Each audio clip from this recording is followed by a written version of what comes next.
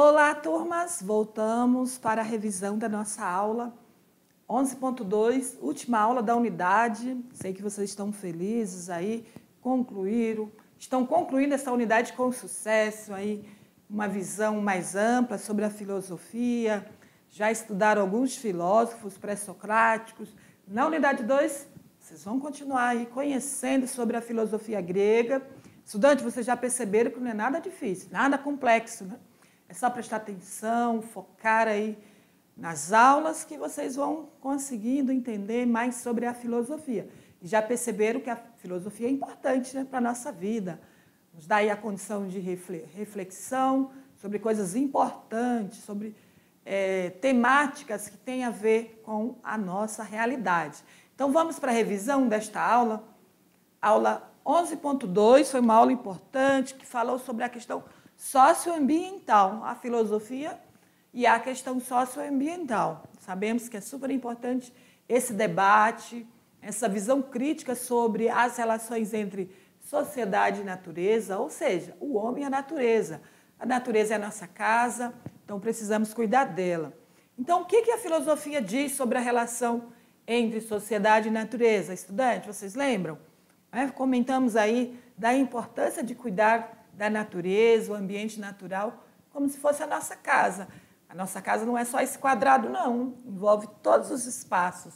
O ambiente natural, os rios, a floresta, os animais, né? Então, em diversos campos de estudos da filosofia, essa discussão remete ao seguinte fato, que a humanidade e a natureza são inseparáveis. Isso mesmo. Olha o quanto nós necessitamos da natureza para a nossa vida, a chuva, o ar, o oxigênio, as vegetações, né, as plantas, os seres vivos, vegetais e animais, tudo isso faz parte da nossa vida.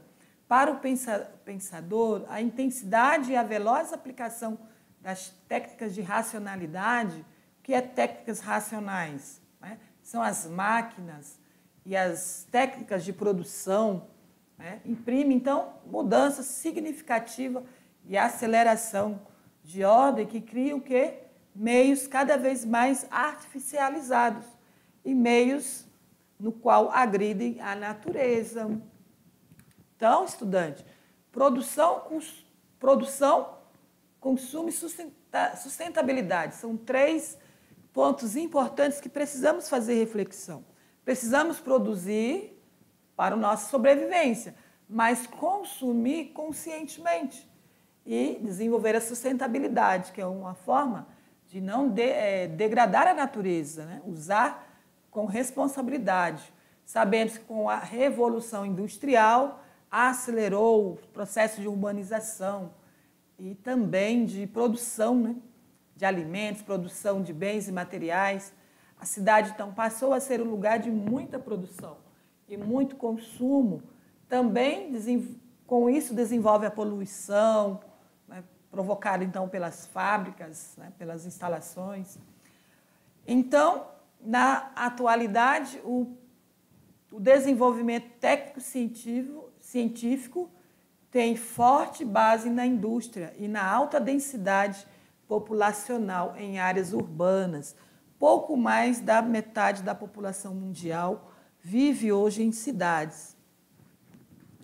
Então, com a degradação da natureza, do meio ambiente, com os fenômenos que vêm ocorrendo, que demonstram que a ação do homem está interferindo na natureza, os 175 países, né, reunidos em uma conferência, Rio 92, das Nações Unidas, entenderam que é preciso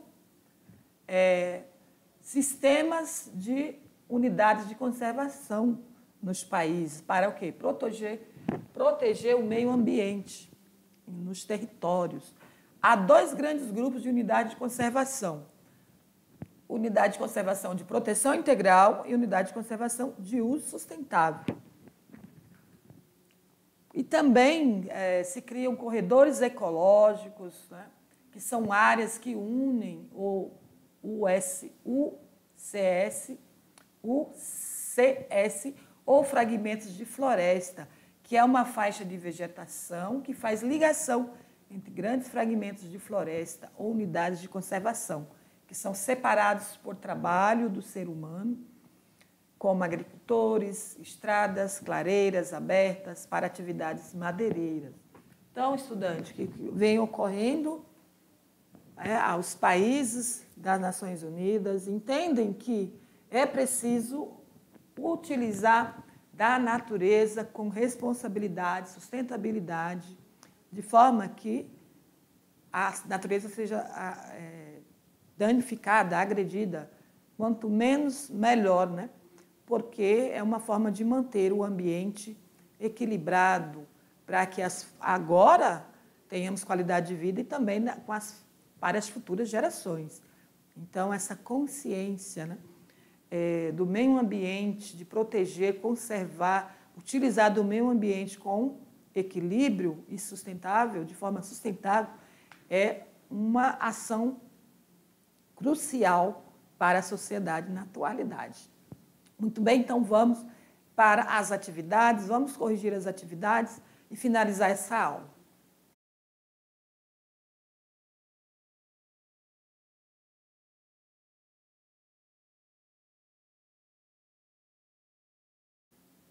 Muito bem, queridos, vamos lá para a correção das atividades, vamos para a tela, fazer a leitura dessas atividades que vocês já desenvolveram aí na sala de aula. Lembrando que em filosofia vocês sabem que não precisam utilizar esse tempo só para fazer atividade escrita. Vocês podem fazer grupo de estudo, reflexões críticas em relação às temáticas e também abordar temas atuais aí na sua comunidade, na sua escola, né? Temas que faz-se necessário discussões, o professor pode ser o mediador aí dessas discussões, para caso você tenha feito as atividades ou não, não tem problema, agora você pode assistir, fazer aí junto comigo. Então, vamos para a leitura. Muitas comunidades tradicionais consideram a terra como sendo suas moradas, e que é a extensão da casa deles, e também um palco no qual se desenrola a vida. A palavra morada refere-se à nossa casa, lugar de acolhimento, segurança e proteção. Nessa perspectiva, o pensador Ailton considera o planeta Terra como sendo a nossa mãe, a Terra, que nos dá de graça o oxigênio. Ailton é um filósofo indígena e ele tem essa ideia de que a Terra é a nossa casa, a nossa mãe, aliás, a nossa que nos dá o quê? A graça, né, do oxigênio. Sem oxigênio nós não vivemos. Se não temos oxigênio, se temos oxigênio e não temos água, também não sobrevivemos. Se temos oxigênio e água e não temos alimento, também não sobrevivemos. Então, tudo isso a Terra nos dá. Então, ela dá tudo o que nós precisamos. Por isso que temos que protegê-la, respeitá-la, cuidar dela, né, de forma equilibrada e consciente. Questão 2. Imagina-se que em sua localidade exista uma área que une, né, ou fragmentos de floresta, que tem unidades de conservação ou fragmentos de floresta, considerada como sendo uma faixa de vegetação, que faz a ligação entre os grandes fragmentos de florestas ou unidades de conservação, que são separados por trabalho do ser humano, como agricultura, estradas, clareiras, atividades madeireiras. Essas áreas são conhecidas como sendo corredores ecológicos. Ah, mas o que é isso, professora? Talvez eu não tenha nem explicado direito lá na sala de aula, mas isso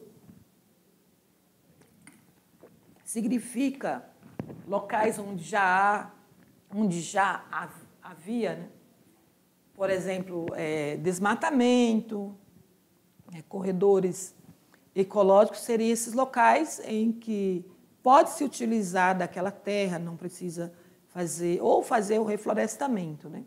Então, são espaços que podem ser aproveitados para atividades humanas, né, de agricultura, ou fazer estradas, enfim. São locais que muitas vezes foram ali devastados, por exemplo, como retirada de minério, né? Então, esses lugares eles podem ser reaproveitados, reflorestados, ser utilizados para a agricultura, né? Vamos para a questão 3. Aqui nós temos uma imagem, 2 pinguins aí sentindo muito calor, porém lá no Polo Sul, né? Aí eles falam oxente, que é essa linguagem aí nordestina. E aí nós temos aí uma imagem que trata do calor, né? Outra imagem em que tem aí 2 personagens observando aí a floresta, né, toda devastada, as árvores cortadas. Pai, agora que consegui crescer, entendo por que precisamos de cesta básica para sobreviver. Ou seja, não tem mais como produzir o alimento, porque está tudo devastado. Aí ele está dizendo por que precisa de cesta básica, não tem mais como produzir comida, né? Reunindo-se as informações contidas nas 2 charges, infere-se que a destruição das florestas tropicais é uma das causas do aumento da temperatura em locais distantes, como os polos, né? Então, as 2 charges, aí, tanto com a destruição da natureza, como também o aquecimento global, né, lá no Polo Sul. Nós sabemos que lá no Polo Sul, Polo Norte, algumas geleiras já estão derretendo, né, devido ao calor, que são milhares de blocos de gelo. E qual a importância desses polos, professora, desses polos frios? É o próprio equilíbrio do clima, da Terra. Vocês acham que se não houvesse esses 2 polos super congelados e frios, a Terra não seria muito mais quente? Seria. E uma vez esses polos derretendo, com certeza o planeta vai ferver. Então, o calor vai aumentar. E quanto mais se derruba, se queima floresta, se queima, se produz, né, ou se expõe na atmosfera gases tóxicos, né, das indústrias, das queimadas, mais as geleiras se derretem. E isso causa a destruição das florestas tropicais, né? Aliás, isso é causado pela destruição das florestas, que é uma das causas do aumento tanto da temperatura em locais distantes como os polos. Muito bem, última questão, questão 4. Para que servem as unidades de conservação? Né? Então, são textos que vocês podem fazer pesquisa, vocês podem buscar nas aulas também e entender e escrever aí sobre as unidades de conservação. Nós sabemos que iniciou pelas conferências, né, que lá em 1992, Rio 92, os 175 países se reuniram em discussões e reconheceram a relevância de sistemas nacionais de unidade de conservação, a UCS, né, para proteger o ambiente em cada território. Então, no mundo inteiro, se busca criar unidades de conservação, ambientes que ainda são naturais, proibindo a caça, proibindo a queimada, proibindo a invasão, né, dessas terras para manter, então, conservada, né? Por isso, unidade de conservação, para que o homem não venha destruir toda a natureza. Aqui nós temos muitas unidades de conservação no Brasil, parques ecológicos, rios. Aqui nós temos o Vale do Cunhã, né? Que é o Lago do Cunhã, na verdade, que é uma unidade de conservação, então ninguém entra lá sem autorização, então é bem protegido.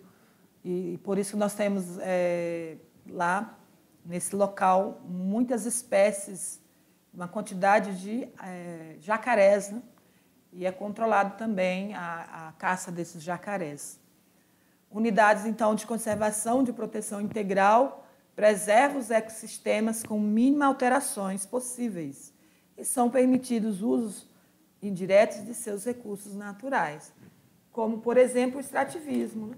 Em unidade de conservação é possível desenvolver o extrativismo, que é a coleta de frutas, como, por exemplo, o açaí, a castanha do Pará, a borracha, a pesca, tudo é controlado, para que o homem não venha devastar, né? Danificar ali o ambiente. Nós temos aqui no material complementar do professor Hélio Carneiro com o seguinte título: A Importância, que é o que? Um texto dentro do professor Hélio. A importância das águas do Rio Madeira aos povos ribeirinhos nas mediações de Porto Velho. Esse texto irá oferecer uma compreensão mais ampla do assunto abordado na aula.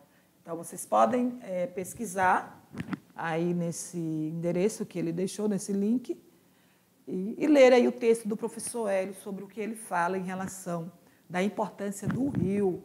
Os vários rios que nós temos aqui em Rondônia, o mais conhecido, Rio Madeira, Rio Machado, Rio Candeias, Rio das Garças, alguns eu conheço, Rio Preto, Maria dos Rios, que eu já estive, né, pescando, visitando ali. Então, muito importante essas águas, porque traz vida, né? Uma cidade onde não tem águas naturais, né, água doce, é uma cidade muito triste, né? A gente não tem para onde ir, não tem o que apreciar. Então, nós somos privilegiados de ter aqui esse rio grandioso, que é o Rio Madeira. Já tive a oportunidade de navegar nesse rio, e então é um privilégio. Por isso, temos que cuidar, preservar podemos dizer, essa riqueza natural que nós temos, para que ele se mantenha aí e dure eternamente para os nossos para nossas futuras gerações, para que eles possam conhecer também. Queridos, então ficamos por aqui. Agradeço pela atenção de vocês nessa unidade. Concluímos a unidade 1, vamos fazer algumas revisões para que vocês possam fazer a avaliação. Desejo sucesso para todos. Beijos e até as próximas aulas.